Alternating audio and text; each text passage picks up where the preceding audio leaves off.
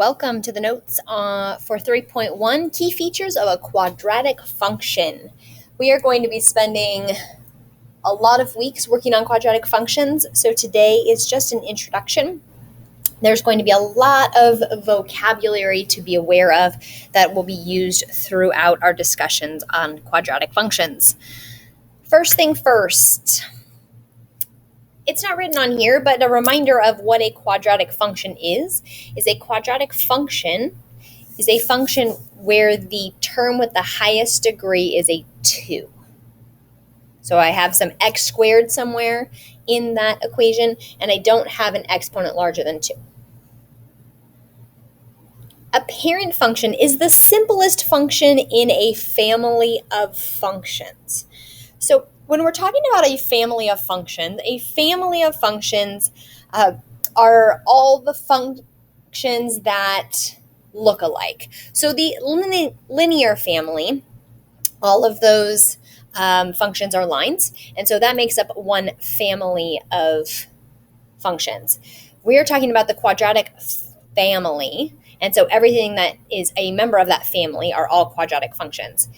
To relate this to something that you have more experience with, when you think of the linear family, the most basic equation, okay, simple, basic, no shifts, no steep slopes or shallow slopes, is the line y equals x. It has a slope of 1 and an intercept of 0. This could be also written as f of x equals x. These have the same meaning. This second one right here is called function notation. It's just a different way to write functions, and we're going to be doing that a lot. So the parent function is the simplest function in the whole family. So for linear family, it's just y equals x. The quadratic parent function, the most basic function, is y equals x squared, or f of x equals x squared. Right? These have the same meaning. So we're going to talk about important features of this function. So graphed right here is the function y equals x squared. So first thing first, quadratic functions have this shape that you see here. It's kind of this U shape, all right? And this shape is called a parabola. The shape of a quadratic is called a parabola. Now, we can have parabolas that open up, down, left, or right. For the purpose of this class, we will only be looking at parabolas that open up, like the one we have graphed here, or that open down.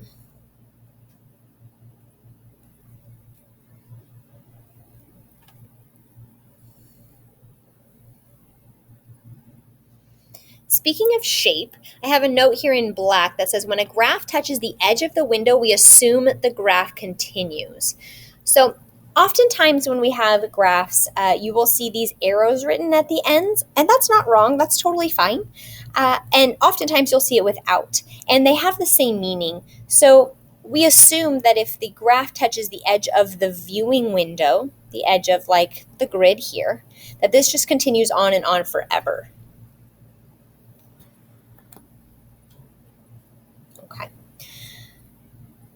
A big key feature of this graph is this point right here. It's the point where the graph changes direction, and this is called the vertex. It could be a maximum or a minimum.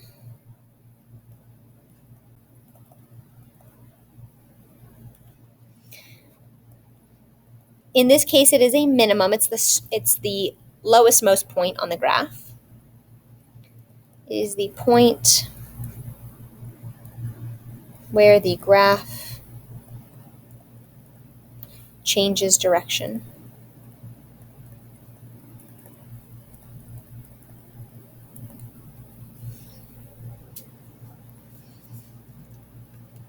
Through the vertex is this line called the axis of symmetry. Now, the axis of symmetry is a line that we talk about. It's not actually part of the graph, but if we were to look at this line, happens to be the y-axis in this problem. If we were to look at this line that I'm drawn in this dashed green right here, the axis of symmetry is the line about where the graph is symmetric. So think of taking this graph, if it were on a piece of paper, and folding it along that dashed line. The left-hand side of the parabola and the right-hand side of the parabola would line up. That line is the axis of symmetry.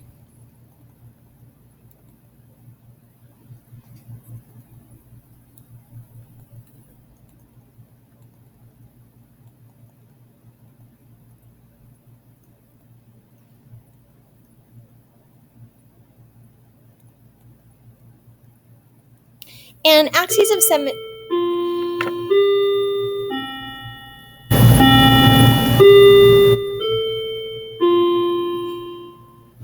And axes of symmetry can be vertical, horizontal, slanted. For our uses, they're always going to be x equals some number. Okay?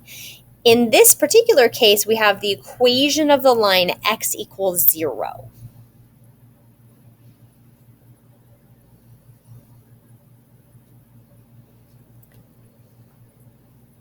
Okay. So we've talked about some important features of the graph. We are going to look at how a table plays into this. So there's a table written here, and in the first column are the x values. The second column is for the y values, or the f of x values. So you could think of this as y also equals x squared. And then the coordinate on the last one. There's different ways I could fill in this table. So the function for this graph, the parent function, is f of x equals 2. I'm going to play around a little bit here, and I'm going to show you how I can plug in -2 when I'm in function notation. So this function notation says the function evaluated at x is x squared. That's how I would read that. So f of x means I'm evaluating the function at x. If I were to plug in f of -2, f of -2 means the function evaluated at -2. So what happens to the right-hand side when I plug -2 in for x? -2 quantity squared, and that gives me 4. So my y value is 4. The left-hand side is basically giving you the direction. This is saying the function evaluated at -1. The right side gives you the operation. What do I do with the -1? So when I square it, I get 1. This creates points. So this coordinate, x always goes first. I have -2, 4. And let's look at where that falls on the coordinate plane. So on my graph above, the horizontal axis is x, and the vertical axis is y. The point -2, 4. So from the origin, I'm going to go left 2, and then up 1, 2, 3, 4. It's this point right here on the graph. This next coordinate is -1, 1. So -1 is left 1, and then up 1.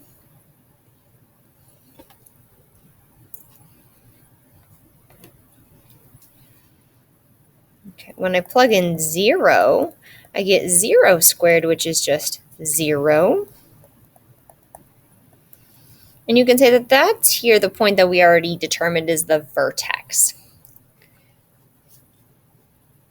I showed you how to use an algebraic method to plug in to find these first 3 points. The other thing I can do is, because I already have the graph, I can just go over to x is 1, go up to meet the graph, and I can pluck the y value off of there. So this point has a y value of 1, over 1, up 1. So that's the coordinate 1, 1. When x is 2, I go over to 2 and I go up until I meet the graph. And when I meet the graph, y value is 4. So this is the coordinate 2, 4. That's another way I could fill in the table.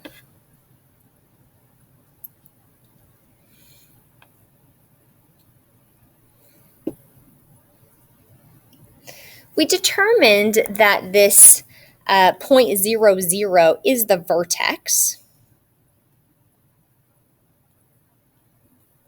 It's the point where the graph changes direction. I can also tell it's the vertex because when I look at the y values, this goes 4, 1, 0, so they're getting smaller, and then 1, 4, they start getting bigger. So that point where they change directions, that is the vertex.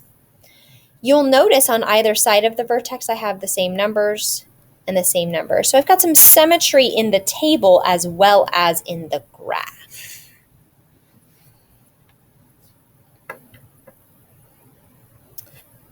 So this is the parent function. When I take x squared and I multiply it by some kinds of numbers, I get some things that happen and change with this graph. And I have an animation to show you just that.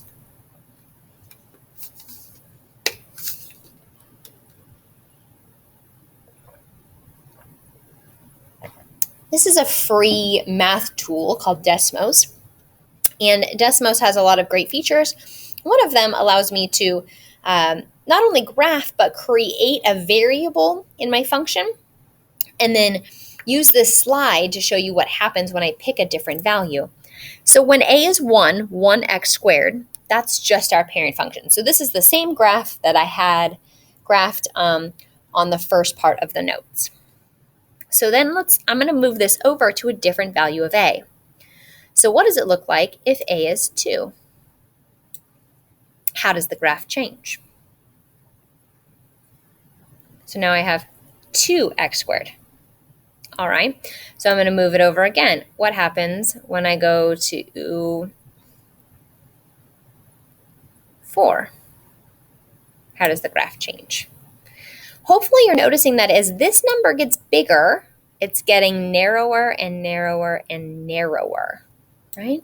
It's getting bigger faster because I'm multiplying by a number greater than 1. Okay, I'm going to go back to 1.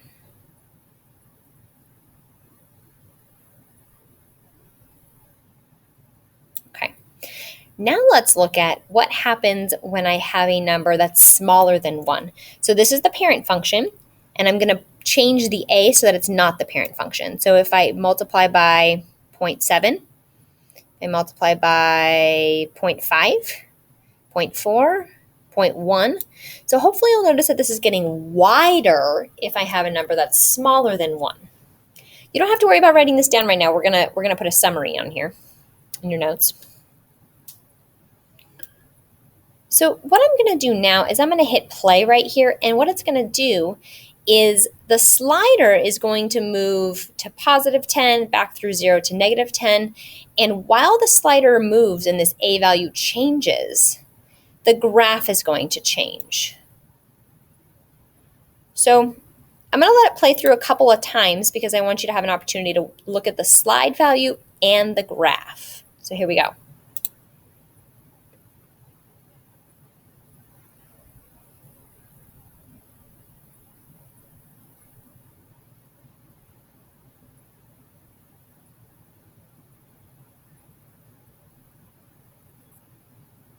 So it gets really narrow and is opening up. It starts getting wider. And then at some point, it turns around, it starts opening down. So let's talk about how that happens. If I choose a negative value, like negative 4.4, you'll notice that it's upside down and narrow. If I choose a smaller value, negative value, hopefully you'll notice that this gets wide even when it is upside down. So the closer this number is to 0, the wider the graph is. Okay, let's go ahead and make some sense of that in our notes.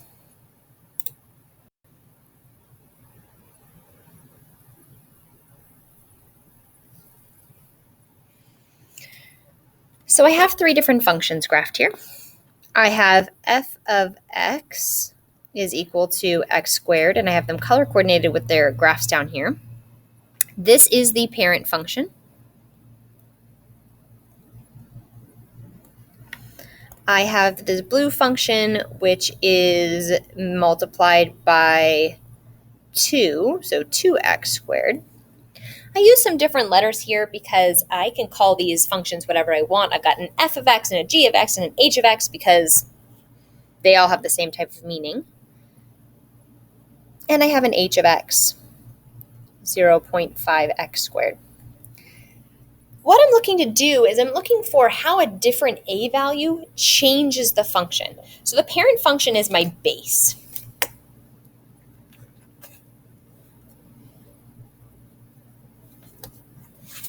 And I want to know how the blue function is different from the red function and how the green function is different from the red function. So when I compare, the parent function is the parent function because a is 1. So when a is 2, how does that change the graph? And hopefully you can notice that the blue graph is narrower than the red graph. So the blue graph compared to the red graph. For h of x, I have an a value of 0.5. And if you'd like, you can go back to the Desmos app and you can plug in these and make your own graphs to kind of get a good grasp of it. When I have a equals 0.5, now I want to compare the green graph to the parent function. So the green graph compared to the red graph, now the green graph is wider. It grows more slowly because I'm multiplying by some number less than 1, between 0 and 1.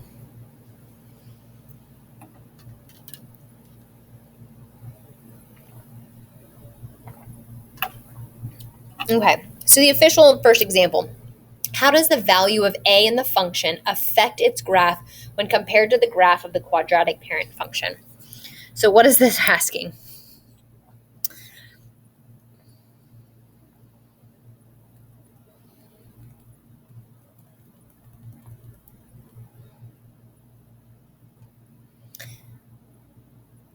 How does the value of a in the function affect its graph when compared to the graph of the quadratic parent function? So I'm comparing these problems in a, b, and c to the parent function f of x equals x squared. All right. The first problem. I have an a value of 4. How is that going to make the graph look different than the parent function? Well, if I needed to go back to my animation or regraph this, the 4 is going to bring my graph into being narrow, and it's still going to open up. So this is going to be narrow, more narrow than the parent function. It's also going to open up. I don't flip, I don't change any direction here. The problem doesn't ask me why, but we're going to write that in our notes because it's going to be important when we go back and reflect to make sure that we understand the reasoning. The reason this is narrow and opens up is because a is greater than 1. And anytime you have a number bigger than 1, if it's 2, if it's 1.3, if it's 187, it's always going to be narrower than the parent function and open up.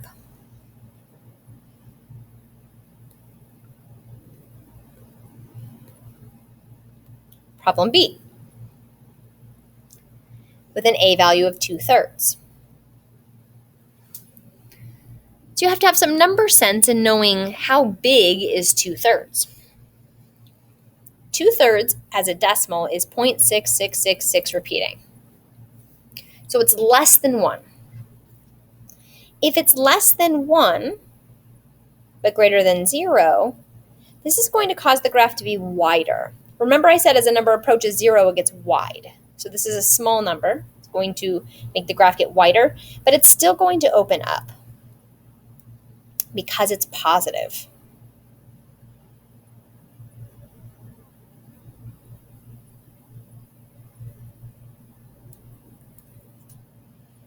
All right. Now, all of this is going to be true when A is between 0 and 1. It's always going to be wider and open up when it's between 0 and 1.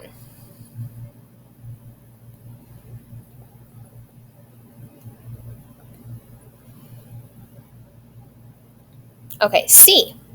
C, I've got a negative. Okay, so what happens when I have a negative? The negative is what flips that across the x-axis. So remember when I would have a negative line, a line with a negative slope, it would reflect it. The slope would go the opposite direction. So the same thing happens here. Because of the negative, this is going to open down. And if I have a negative small decimal between 0 and 1, this is going to make this graph wider. And if you're not sure, then go ahead and pull up a Desmos window and check.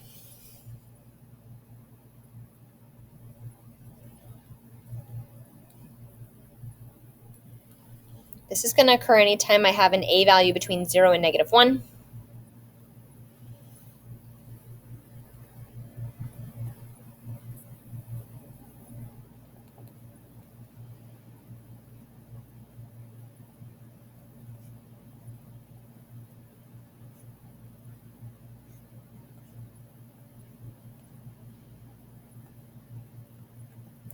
The other scenario is going to be when it is narrower than the parent function and opens down. That's the one I didn't include here. And that's going to occur when I have a more negative number, so a much smaller number, anything that's less than negative 1, like negative 2.5, negative 18, negative 476.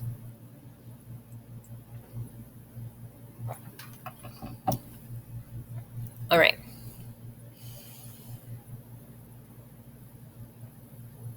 When we talk about intervals of a graph, we are always referring to the domain. I'm going to come back to that after I define domain.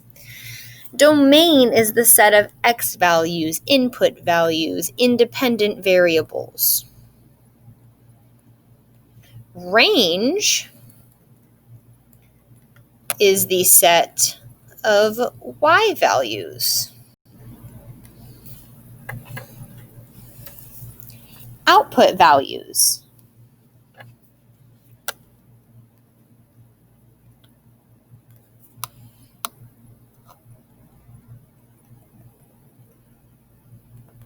or dependent variables.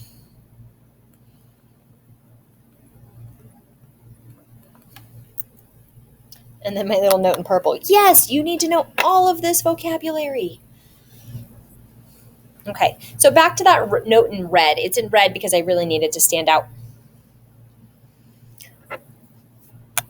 When we talk about intervals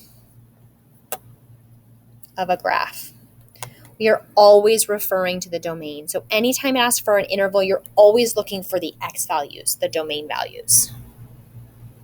Always, always, always. And it's a small thing, but you'd be amazed at how easy it is to forget. So let's go back to the parent function. Okay, and let's talk about what it means to be increasing or decreasing. When a function is increasing or decreasing, you're looking at the y's.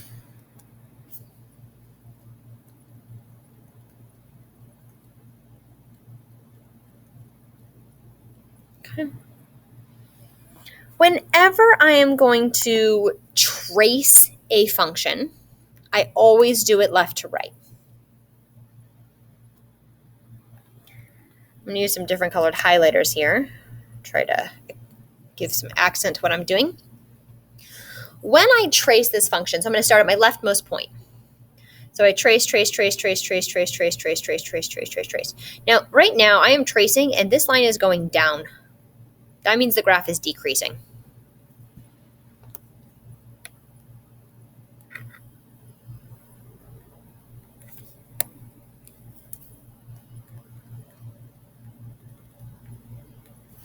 Now, when I continue to follow this graph, I hit a point right here where it's neither increasing or decreasing. And that's the vertex.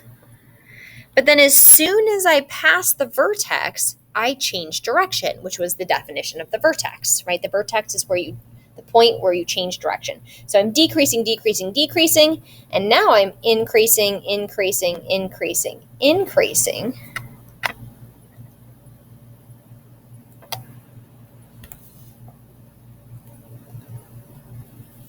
Increasing and decreasing has to do with going up and going down, which are the y values.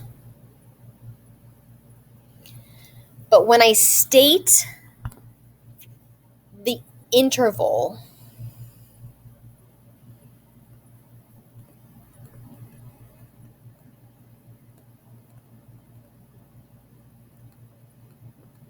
we look at x. This is how we name it. We look at x. So I know that this is the place where it's decreasing, this pink highlighted area here. Okay. I need to name all of the x values where that is occurring. Okay. So you would agree that it is decreasing at the point -1, 1, that it's decreasing at the point -2, 4, that it's decreasing at, all of these points that are along here, whatever these x values are. So it's decreasing along here, and I know that the graph continues on forever and ever and ever, so it's going to continue to decrease all the way over here. Well, what kind of numbers are all of those? These x values, -1, -2, -3, -4, -5, on and on and on, are all the values where x is less than 0. So on a question where it says, where is the graph decreasing, you would answer by writing this inequality, x is less than 0. This is the answer. This is where the graph is decreasing.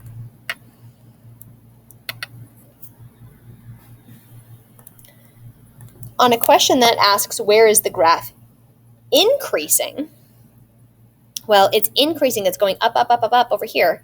It hits the point 1, 1, it hits the point 2, 4, it hits some points in between, right? All of these points are increasing. Well, what are all those x values? Well, 1 and 2 and everything in between.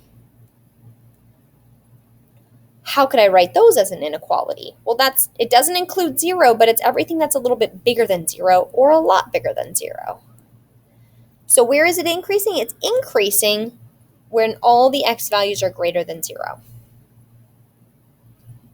Okay, as a summary, the increasing and decreasing is talking about y, the y direction.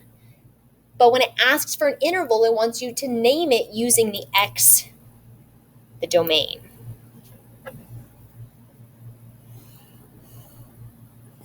Okay. Another note, this notation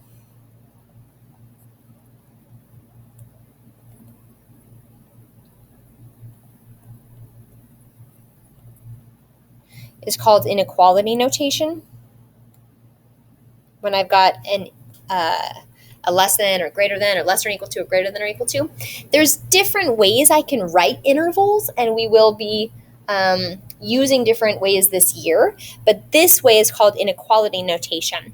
If you were to type something in a different format in the homework, one of the tips that it will give you is saying, please use inequality notation. So I just wanted you to have that vocabulary so that you could know what that's referring to.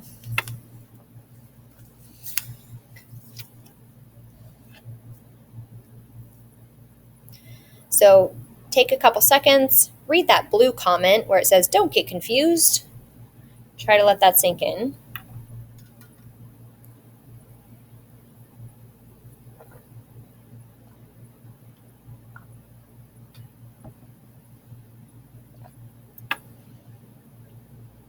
So the great thing about having a recorded video is that if at any time you're like, ooh, I need to hear that again, pause, rewind, replay. It's perfect. So then that's finding the increasing and decreasing intervals when I have a graph. What if they don't give me a graph and all they give me is a table like the ones in your homework? So example 2 says, over what interval is the function increasing and over what interval is the function decreasing? So I'm going to use just the table to determine where the function is increasing and decreasing. Now, increasing and decreasing is talking about y. So increasing and decreasing is talking about y. So I look at the y. So it's up and down. So here are my y values for problem A. 16, 4, 0, 4, 16. 16, 4, 0, that's getting smaller. 0, 4, 16, that's getting bigger. The place where it changes direction is the vertex. Okay, so what was happening from 16 to 4 to 0? Those are decreasing, right? So my graph is decreasing here.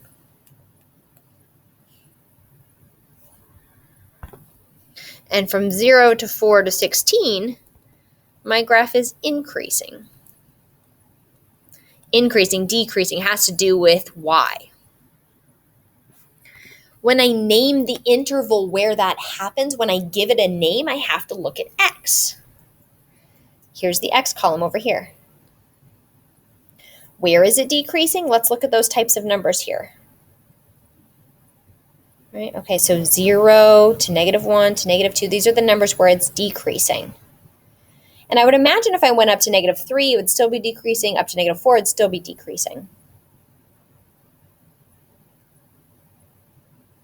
So I'm going to name these. These numbers, -1, -2, those are smaller than 0. So x is smaller than 0 is my interval where the graph is decreasing. So where is the graph increasing? The graph is increasing from 0 right here on the lower part of this table. What are the y values? I'm sorry, what are the x values? So it's the x values are the ones I'm going to state here. This is decreasing over the x values from 0 to 1 to 2. I would imagine it would keep going, right? 3, 4, 5. And all of those numbers are larger than x, so, or larger than 0. So x is larger than 0. So where is it decreasing? This is my answer. Where is it increasing? This is my answer.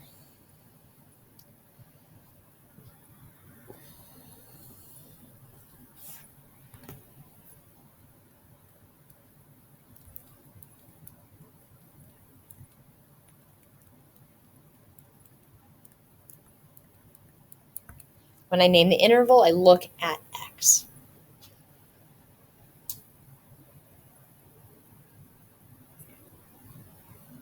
Problem B.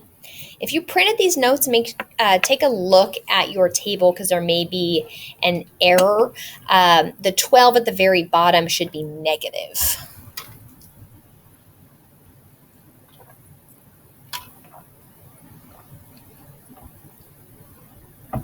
Okay, so to determine where this is increasing and decreasing, I'm going to look at the y values.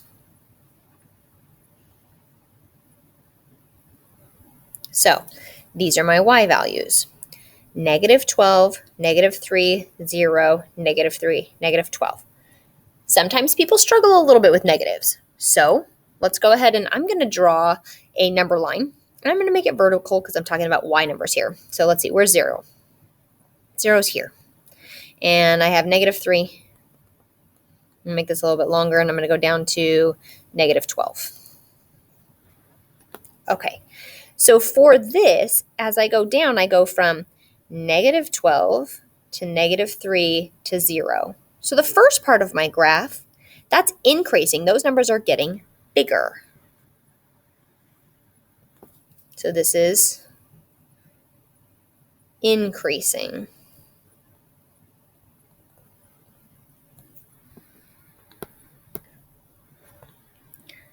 And then the numbers go the other way. So they go from 0 to -3 to -12. So they're decreasing. So these are decreasing.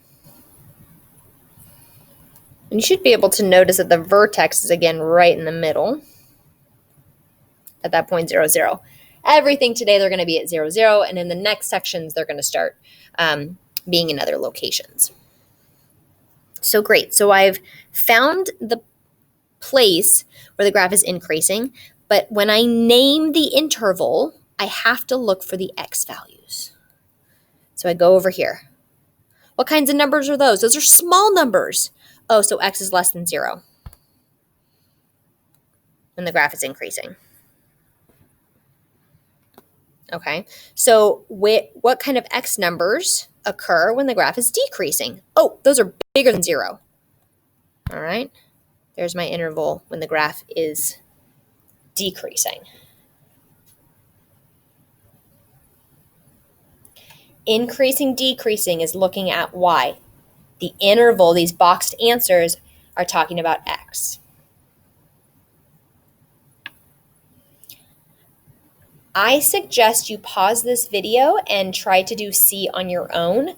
It is important that we practice these problems to know what we don't know. So please pause, try problem C, and then we will resume, and I will go over the answer.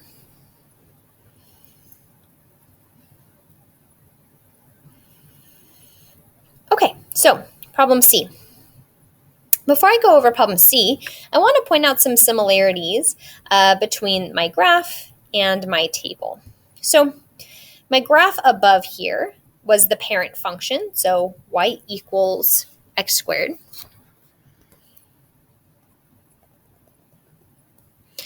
And table A has y equals 4x squared.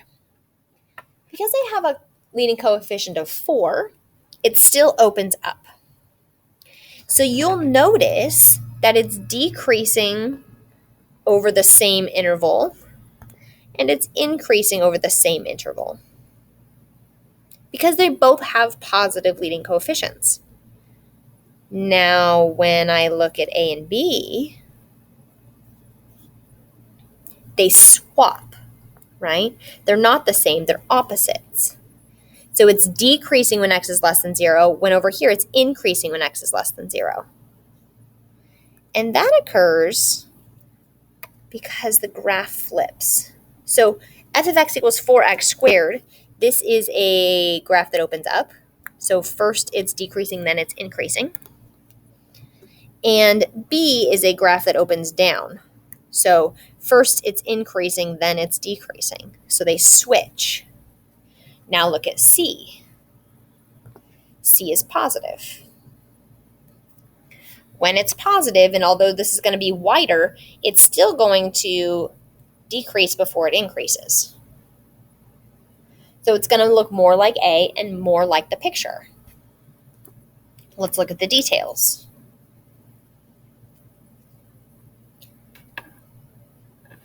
What happens to my y values? Always look at the y to figure out where it's increasing or decreasing. 1, 0.25, 0. Well, that's getting smaller.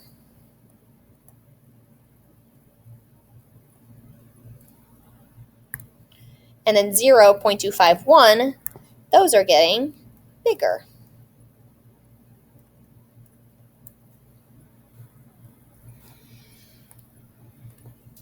So it's decreasing for these y values. What are the x values? Well, those are small numbers. Those are less than 0.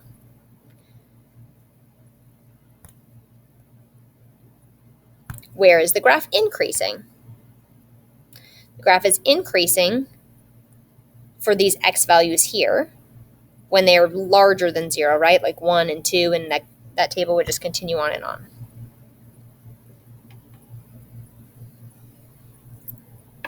Okay, that's most likely the biggest point of confusion for the 3.1 lesson is keeping those straight. That increasing and decreasing is talking about what's happening vertically in the y direction for the range. But when I say where it's happening, I name it using the x, using the domain. Okay. I'm going to get into this one final problem right here. Find the price for a new floor. And I want to look at this algebraically and a little bit more on a big picture scale also to try to set us up for the future when we see more problems like this. So the price of a new floor, there's a picture there of some square flooring, and it says that the length and width of this flooring is going to be 15 feet and 15 feet. Then a little advertisement window says that the flooring sale is $8.75 per square foot. So I have to do two things for this problem. I have to find the total square footage. Then I have to multiply the square footage by the price per square foot. Okay. So, taking it piece by piece. The area of a square is base times height, or side squared. If I were to write that in a more, let's say, a less geometry way and a more kind of towards our function way of thinking, then this would look like the function of x is equal to x squared. Oh, look, it's the parent function. But what is x? X is the side length. So when I want to evaluate a side length of 15, I compute 15 squared. Well, 15 squared is 225. We're talking about the area of this room. So this would be 225 feet squared, which could be written as feet with a squared symbol, or 225 square feet could also be written like that. All right, so that's the area. The second step is to find the price. So this is area.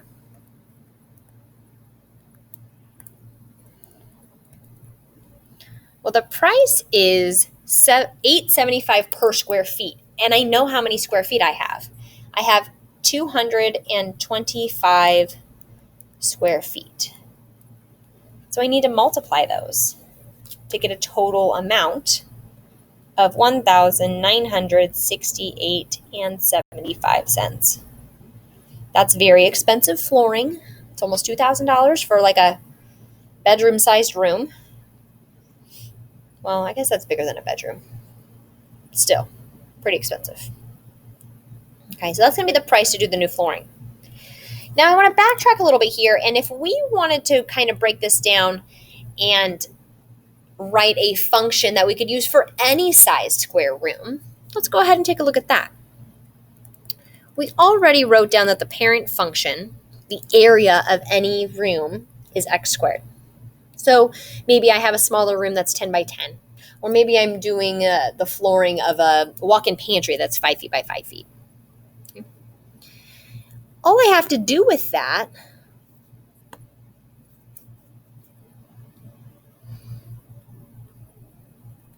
is if I take whatever my square footage is and I multiply it by 8.75, then I get the price. So I called it P just for price of the room. So if I take the 8.75 and I multiply it by whatever my area is, then I get this new function right here. And that function, you'll notice it's not the parent function. It has a different a value, but that's the purpose of it. That's where we're going with all of this stuff. Okay, wonderful. Thank you so very much for tuning in. I hope you got out of this what you needed today.